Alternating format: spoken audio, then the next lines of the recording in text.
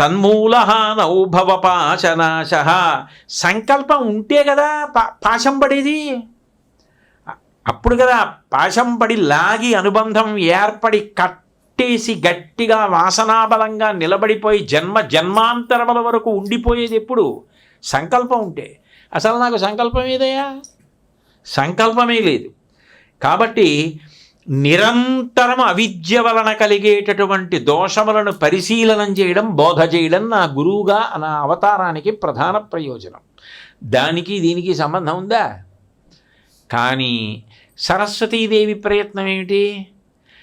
వచ్చినవారు గురువే తప్ప శివుడా అని రేపు ఎవరైనా అంటే కాదు శివుడే అని చెప్పాలంటే కృష్ణుడు బ్రహ్మము కనుక ఆయన ఏమైనా చెయ్యగలడు. అది మనం చేయలేము. ఆయన చెప్పినట్టు చెయ్యాలి. భగవద్గీతలో ఆయన చెప్పినట్టు చెయ్యాలి తప్ప ఆయనలా 16,000 మంది గోపికల్ని కట్టుకుంటామన్న మాటలు అన్వయాలు కావు.